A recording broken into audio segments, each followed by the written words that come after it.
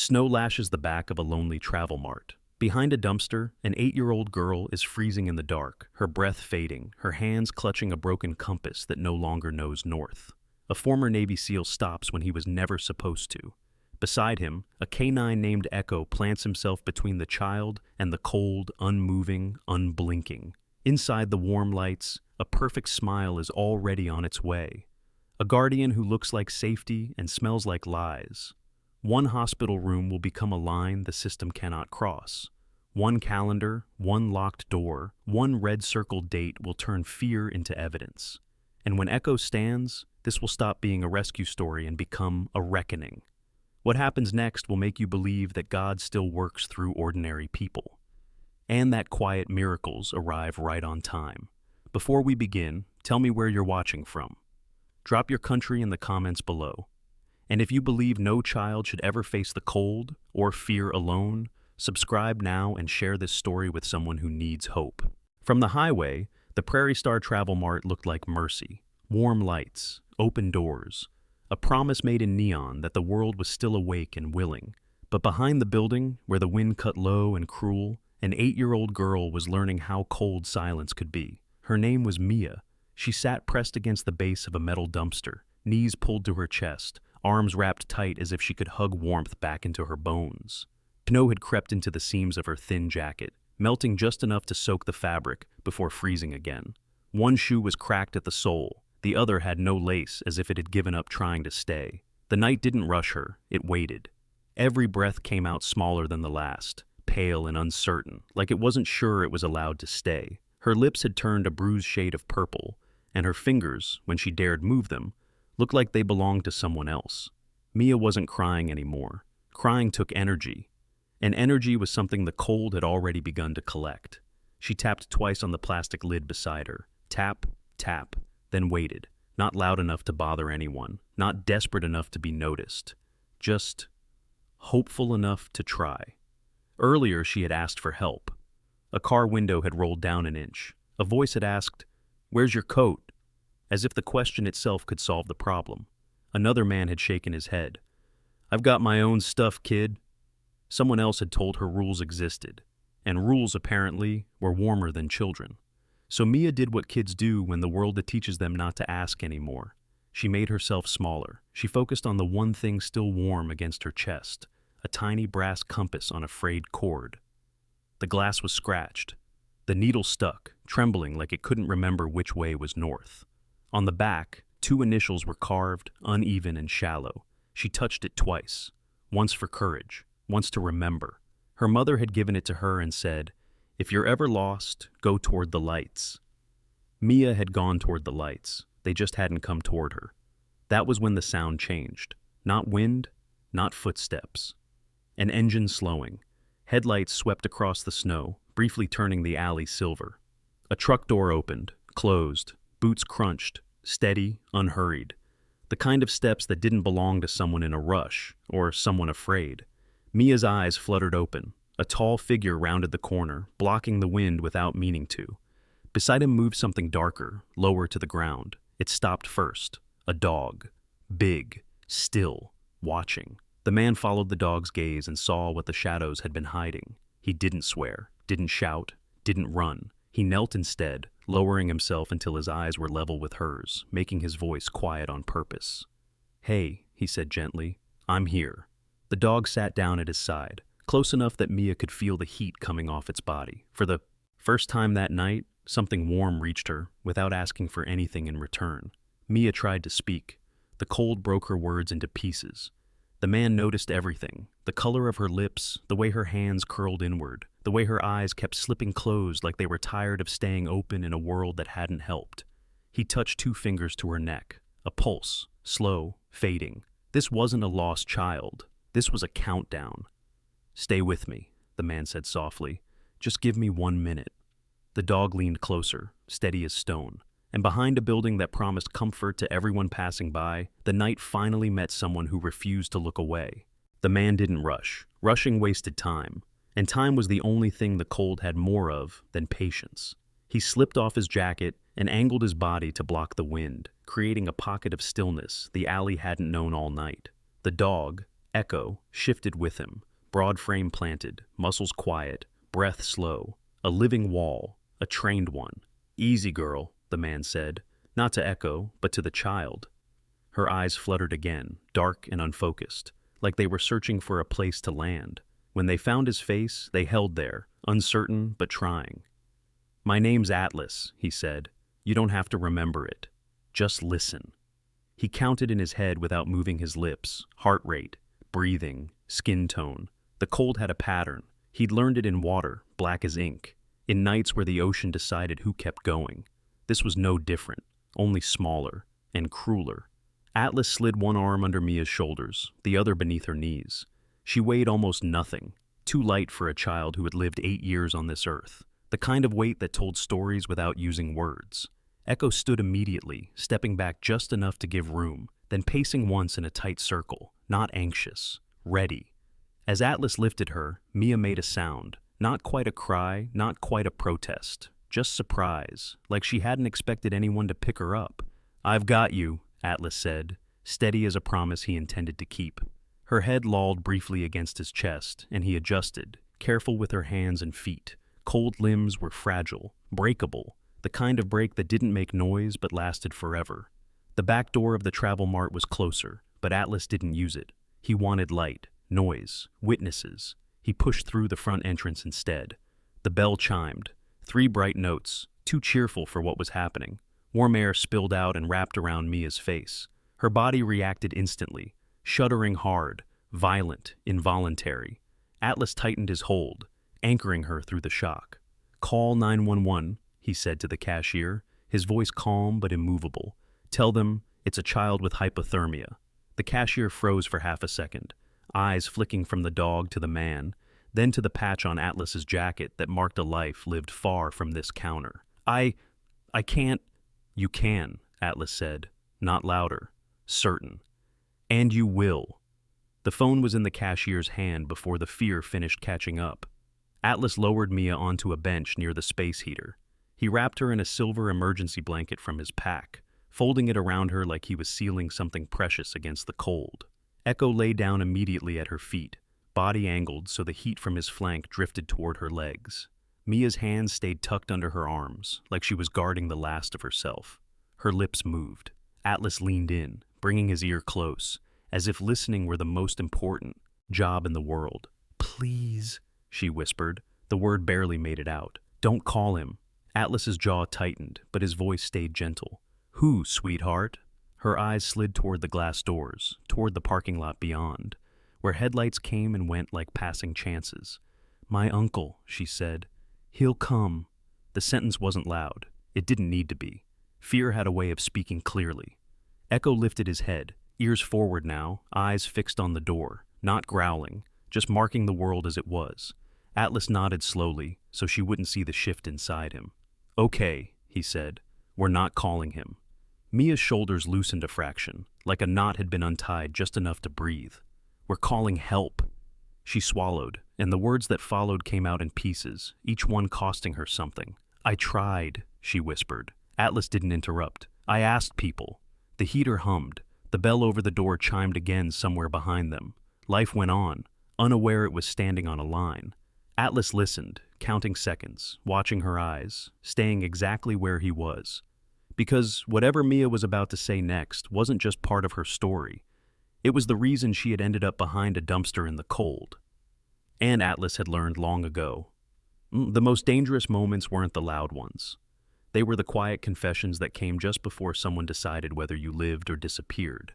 Mia spoke the way cold children do, in fragments, in breaths that had to be earned. "I asked a lady first," she said, eyes half closed, voice thin as thread. "She was in a blue car." Atlas stayed still. Echo stayed closer. "She rolled the window down just a little," Mia continued.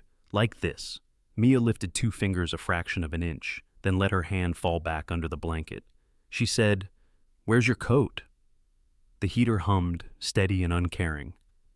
She didn't wait for my answer. Atlas pictured it without trying, the pause, the polite concern, the relief of leaving. Mia swallowed. It took effort. "Then there was a man in a truck," she said. "He said he didn't want trouble. He said everyone has trouble. Her mouth twitched, almost a smile, like she understood the joke adults told themselves. I didn't know I was trouble, she added. Echo shifted, letting out a soft breath through his nose. Not a sound of anger, something closer to disappointment. Mia's eyes closed for a second too long. Atlas leaned in. Eyes on me, he said gently. Just for a moment. They opened again. Slower this time. There was a guard, she whispered. He told me I couldn't be there. He said if I didn't leave, he'd call the police. Her voice cracked on the last word, the way it does when children know the word is supposed to mean safety, but doesn't. And the last one, she hesitated, like she was deciding whether to keep the memory or give it away. The last one had a hat, she said, with a heart on it. He said he helped people. Atlas felt something settle heavy in his chest. He told me to pray, Mia said. He said rules take time. Then he bought coffee and looked at me like I was trying to steal it. Silence followed. Not the empty kind, but the kind that presses back. Atlas didn't speak. Anything he said would be either too small or too sharp. Instead, he noticed Mia's fingers twitch toward her chest. What's that? He asked softly. She fished the compass out from under the blanket. Tiny, scratched, the needle trembling, unsure of itself. My mom gave it to me, Mia said. She said if I got lost, I should go toward the lights. Atlas nodded slowly. And you did. Mia's eyes flickered. I thought this was the lights. From the bench, Echo lifted his head and placed his chin gently near Mia's knee. Not touching, just close enough to be felt. His presence was quiet, solid, a promise without words. Outside, the wind rattled the glass doors. Inside, the clock above the lottery machine ticked louder than it should have. Atlas checked his watch without looking at it. Old habit. The ambulance was close. Minutes, not long ones. Mia's eyelids drooped again. Stay with me, Atlas said, firmer now, not unkind. You can sleep later. Right now, you listen to my voice. She nodded weakly. I don't want to go back, she whispered. He smiles, and people believe him. That sentence landed clean and hard. Atlas felt it lock into place with everything else. The cold, the fear, the way she'd made herself small instead of loud. Echo stood up, not abruptly, purposefully.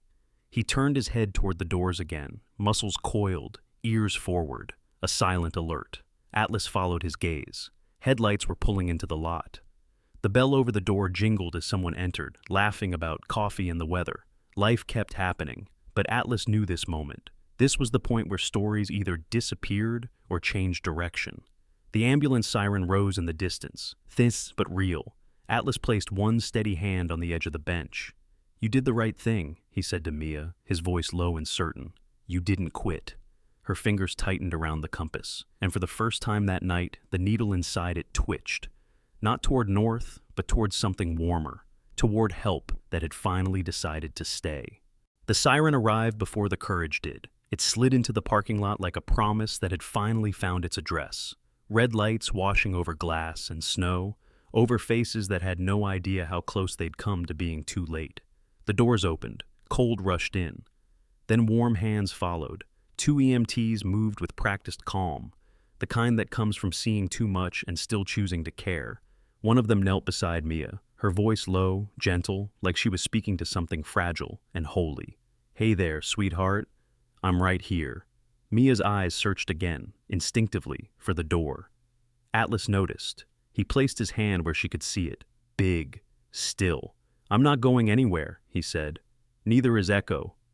Echo stood at attention now, tail still, eyes steady. When the stretcher came close, he didn't resist. He simply adjusted, making space, not noise.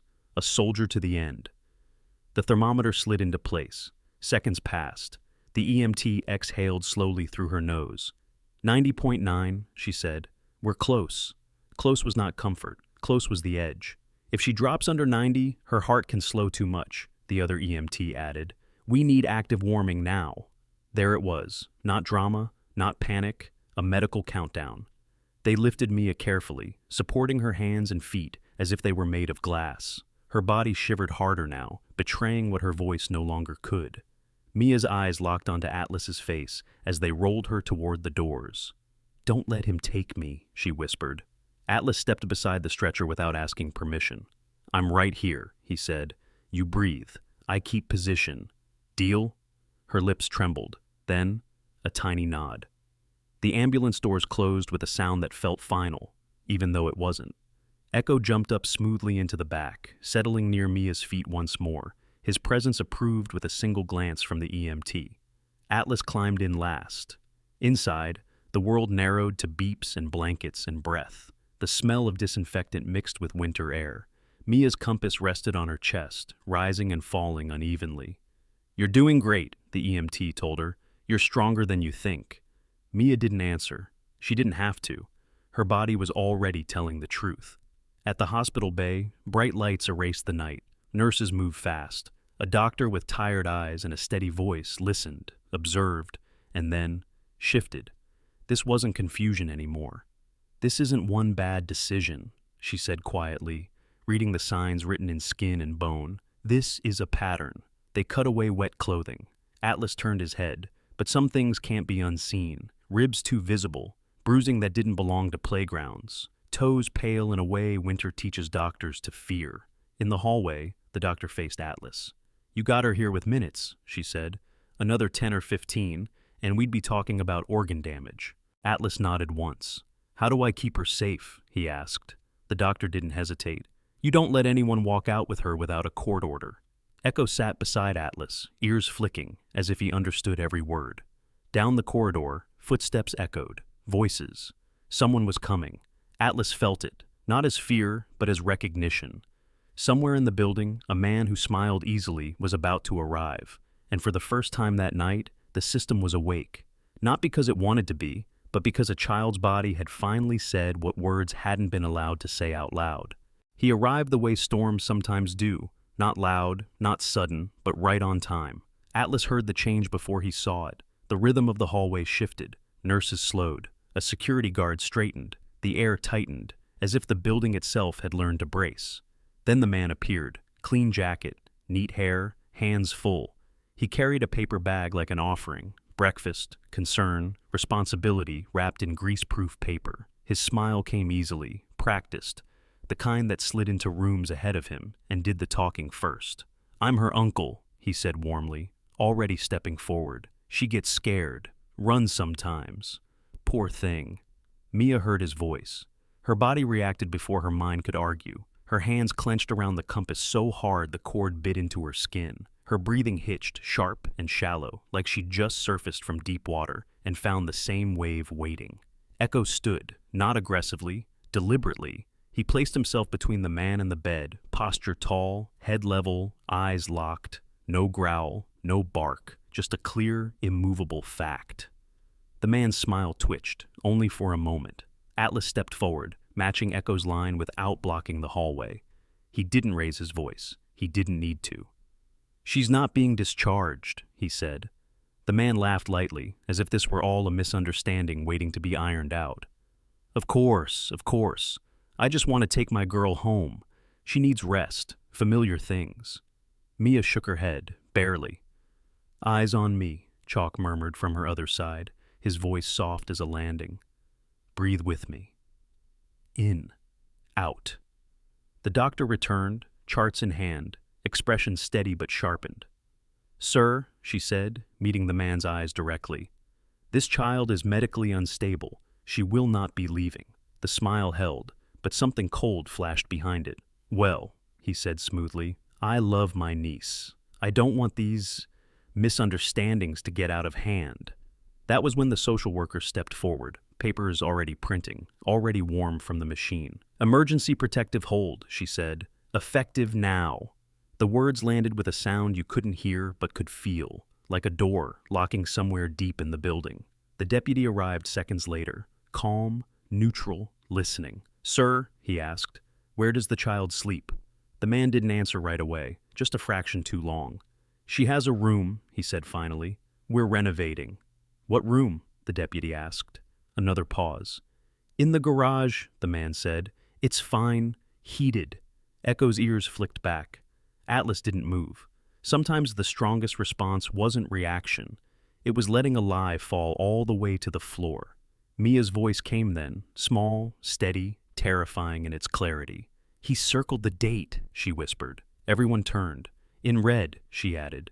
He said after the lights fell, he wouldn't have to feed a kid anymore. Silence spread outward, touching everything. The man's smile finally cracked. Not into rage, not yet, but into irritation. Real, sharp. "That's not what I said," he snapped. No one argued. They didn't need to, because in that moment the story stopped being about belief. It became about paper, orders, records, times, dates. Atlas felt a hand settle on his shoulder. Deacon's, heavy, calm. "We heard you," Deacon murmured toward Mia, "and you're not going back." Mia closed her eyes. Not because she was fading, but because, for the first time, the world had stopped trying to hand her back to the cold. They didn't come like a rescue. There were no raised voices, no rush of boots, no drama worthy of headlines. They came the way veterans always do, quietly, in twos and threes, coats zipped against the cold, eyes already reading the room before anyone spoke. Atlas felt them before he saw them. A nod from the hallway, a pause that meant "I'm here." Another that said, "You're not alone anymore." Former SEALs, retired cops, a nurse who'd learned long ago that systems failed faster than bodies, a lawyer who carried a notebook instead of opinions, men and women who knew the difference between anger and action. They didn't crowd Mia's room. They didn't hover. They took positions. One near the nurse's station, one by the elevator, one sitting quietly with a cup of bad coffee, watching everything and nothing at the same time. Presence without pressure. Echo noticed immediately. He walked the perimeter once, nose low, tail neutral, cataloging the new constants. When he was satisfied, he lay down again at the foot of Mia's bed, chin on his paws, watchful but calm. Mia stirred, her eyes opened just enough to take in the room. "Are they mad?" she whispered. Chalk smiled softly. "No, kiddo. They're just making sure nothing bad happens when you're not looking." Atlas leaned closer. "They're good at waiting." Mia considered that. Waiting had always meant danger to her. Waiting meant locks clicking. Waiting meant hunger. But this waiting felt different. This waiting felt like a fence. In the hallway, the man, her uncle, argued in low, controlled tones. He spoke about misunderstandings, about stress, about how hard it was to raise a child alone. Badge listened without reacting, eyes steady, hands folded. "We'll document everything," Badge said finally. "That way no one has to guess." The man scoffed. "You people always think you know better." "No," Badge replied. "We just write it down." Paper began to move. Timestamps, names, exact words. Mia slept through most of it, her body finally allowed to shut down without fear. When nightmares tried to break through, Echo shifted closer, his breathing slow and deep, an anchor she could borrow. At one point, she reached out in her sleep and touched his fur. He didn't move. Later, the doctor returned with new results. Blood work. Photos, notes added carefully, deliberately. "This will hold," she said to Atlas. "It's clear." Atlas nodded. Clear mattered. Across the hall, Deacon gathered the group, not in a huddle, not like a team about to charge, but in a loose circle. "We keep this clean," he said quietly. "No hero moves, no shortcuts. We don't give anyone an excuse to hand her back." Heads nodded, unanimous. In Mia's room, the compass lay on the blanket, the needle trembling but alive. The initials on the back caught the light for a moment. Mia woke just before dawn. The room was softer now, less sharp, less loud. She looked at Atlas, then at Echo, then at the quiet figures beyond the door. "They stayed," she said. "Yes," Atlas answered. "They always do." She closed her eyes again, not all the way this time, just enough to rest. Outside, the sky began to thin from black to gray, and for the first time since she'd learned how to be invisible, Mia was surrounded by people whose only job was to make sure she never had to be again. Morning arrived without warmth. The sky over County Road 12 was the color of old steel, flat and unforgiving. Snowbanks leaned in close to the long driveway, as if the house at the end had trained them to keep quiet. From the outside, it looked ordinary, a ranch-style home, detached garage, curtains half drawn. The kind of place people drove past without slowing. The warrant was read once, clearly, without emphasis. Atlas stood back, not as a leader now, but as the first witness, the one Mia had trusted when the world was still frozen. Echo waited at his side, muscles coiled, nose already testing the air. The door opened on warmth and the smell of butter. A radio played softly somewhere inside. old country music humming about love and loss like a joke told at the wrong time. The man stood there in flannel pants, spatula in hand, looking surprised, but not afraid. "Morning," he said easily. "What's all this?" No one answered the question. They stepped inside instead. Echo moved first, not charging, searching. The kitchen told its story quickly. A pantry door, padlocked. A refrigerator, handles looped with a chain and combination lock. The man laughed, thin and brittle. "She sneaks food," he said. "Kids, right?" Badge didn't look up from his notes. "She's 8, he said. "She's not running a business." The laughter stopped. Down the hallway, Echo paused. His nose lifted. He turned, then walked straight toward the door leading to the garage. It was deadbolted, from the outside. The bolt slid back with a sound too final for a home. Beyond it was not a garage. It was a holding space. A narrow laundry room, a thin cot pushed against the wall, a plastic bucket with a lid, a space heater, unplugged. The window was screwed shut. Atlas stood in the doorway longer than necessary. The room was small, but the cruelty inside it had been carefully measured. This wasn't neglect. This was design. Echo stepped in, sniffed once, then then sat beside the cot. His tail didn't move. In the bedroom, they found the calendar. December, January. January 3rd was circled in red, 3 times. In the margin, written small and neat, "After court, funds clean." The man's voice sharpened. "You can't use scribbles as proof." "No," the sheriff said calmly, "but they point us where to look." They opened drawers, files, a folder labeled Mia, legal, bank statements spilled out like confessions, withdrawals, cash advances, large purchases in his name, a snowmobile, a cabin deposit, casino charges that came in regular, hungry waves. The balance that had once promised a child's future now sat near 0. Then came the folder at the bottom, older, yellowed, a different name on the tab. Echo's ears flicked when Atlas read it. Another child, another winter. Cause of death, accidental exposure. Beneficiary, the same man. The room went very still. The sheriff looked up slowly. "Why did you have a policy on a foster child?" This man opened his mouth, closed it, then spoke too fast. "Burial costs."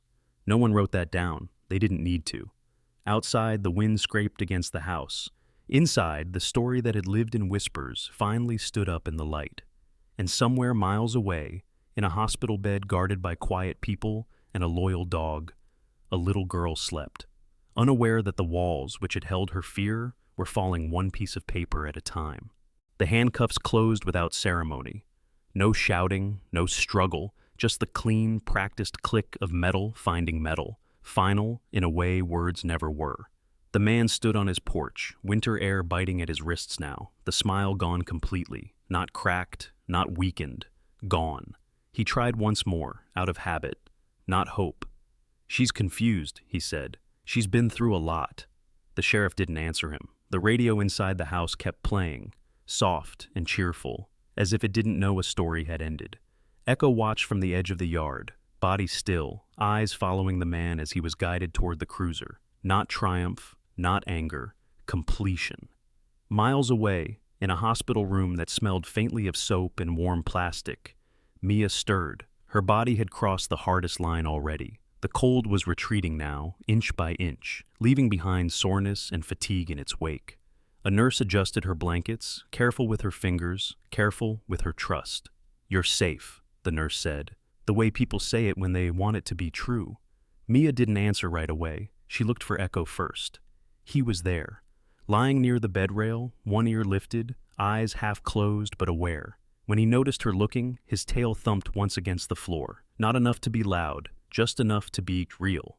Atlas sat nearby, chair pulled close, his jacket folded neatly on his knee, like he might need it again at any moment. "They found things," he said when she met his eyes. "Things that prove you told the truth." Mia swallowed. "He'll say I lied," she whispered. Atlas shook his head slowly. "Then we'll use facts," he said. "Facts don't care about smiles." She considered that, the way children do, testing the weight of a new idea. "What happens now?" she asked. "Now," Atlas said, "we go step by step, and you don't have to do it alone." In another room, paper moved again. Audio files were duplicated, time-stamped, witnessed. Photos were logged.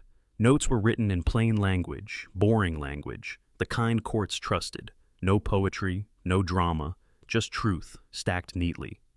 The social worker typed until her fingers ached. The doctor added one more sentence to her report, then another, making sure nothing could be misunderstood later. Every line was a small door closing. When Mia slept again, it was deeper this time. Her hand loosened around the compass at last, fingers uncurling, as if they'd remembered something older than fear. Chalk did not try to take it away. Instead, he looped a soft strip of gauze through the sword and tied it gently to the bed rail, close enough that Mia could see it when she opened her eyes. "It's still here," he murmured, "and you are too." Outside the hospital, the morning had fully arrived. Nurses coming on shift slowed when they saw the quiet figures standing near the entrance. No blocking, no signs, just witnesses. Inside, the system, slow, imperfect, and often late, was finally doing the one thing it was meant to do, listening. And for the first time since she'd learned to measure life in locks and footsteps, a little girl slept through the sound of doors closing, because this time they were closing for her. Recovery did not arrive all at once. It came the way morning does in winter, slow, pale, and careful not to promise too much. Mia woke to a different kind of quiet. Not the tense quiet of waiting for a lock to turn, not the sharp quiet of listening for footsteps. This quiet breathed. Her room smelled like clean sheets and something faintly sweet, soap maybe, or oatmeal from a cart passing in the hall.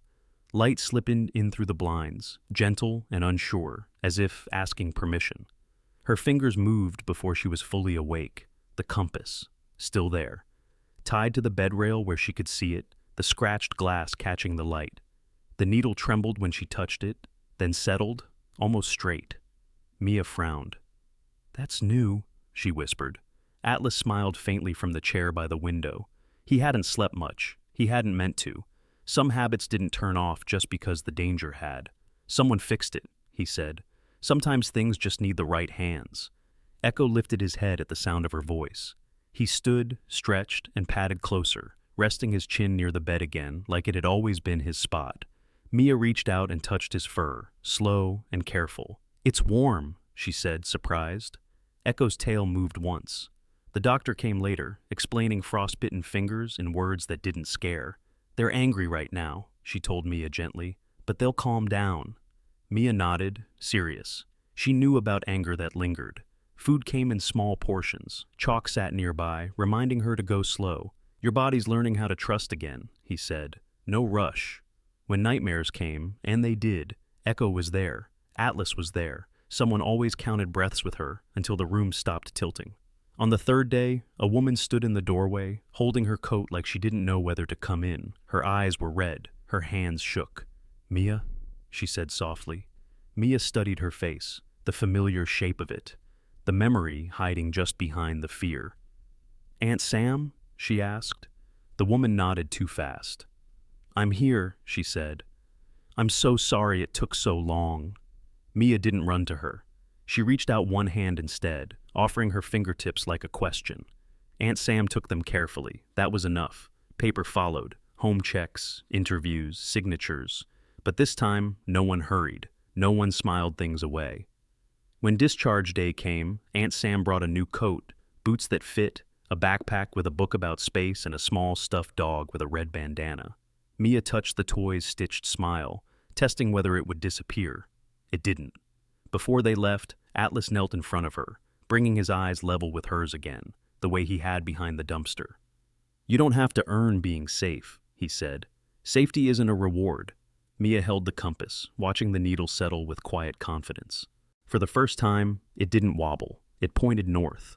And for the first time in a long while, so did she.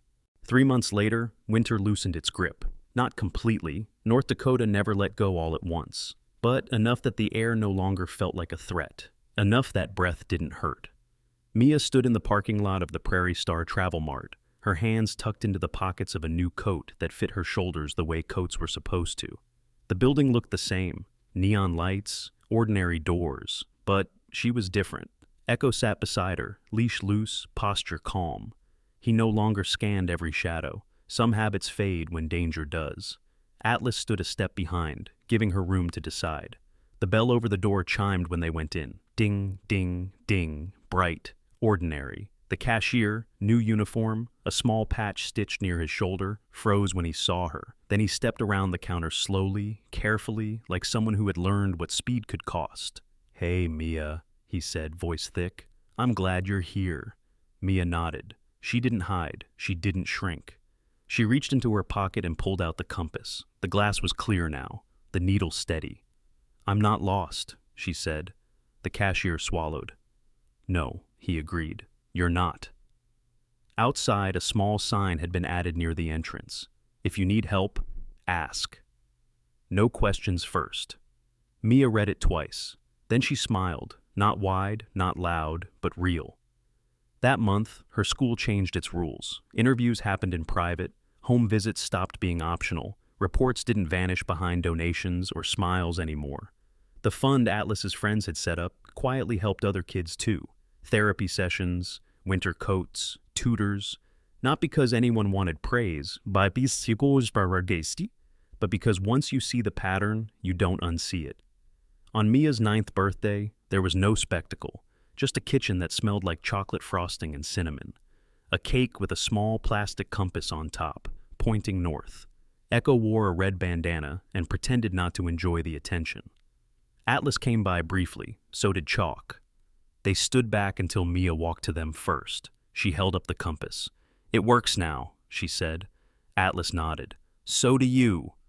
Later that night, as the house settled into sleep, Mia placed the compass on her nightstand instead of under her pillow. She turned off the light. The room stayed. Because the story was never about soldiers or dogs or paper. It was about a child who did the bravest thing she knew how to do. She walked toward the lights, and this time, the lights walked back. People ask where the miracle was. They look for it in the timing, in the ambulance that arrived fast enough, in the evidence that held, in the doors that finally closed on the right side of the child. But that wasn't the miracle. The miracle was smaller, quieter, easier to miss. The miracle was a man who stopped when it would have been easier to keep driving, a dog who stayed still instead of moving on, a moment when God whispered, "Do not look away," and someone listened. God doesn't always part seas. Sometimes he parts indifference. Sometimes he sends help dressed as ordinary people, tired, flawed, human, who choose to do the next right thing. Mia wasn't saved by strength, she was saved by attention. And that's the part that reaches into our everyday lives. Because somewhere right now, a child is hesitating before answering a simple question. A neighbor is choosing silence over another phone call. Someone is waiting for permission to matter. If this story moved you, don't let it stop at emotion. Share this video with someone who works with children, teaches, or simply needs the reminder to notice. Comment below and tell us, who was the person that saw you when you felt invisible? Subscribe to this channel if you believe children should never have to earn safety. And before you go, take a moment right now to pray. Pray for the children who are still cold tonight. Pray for the courage to stop when stopping is inconvenient. Pray that God softens our hearts before he has to break them. May God bless you for watching. May he protect those you love. And may he turn us all into people who walk toward the lights and become them for someone else. Amen.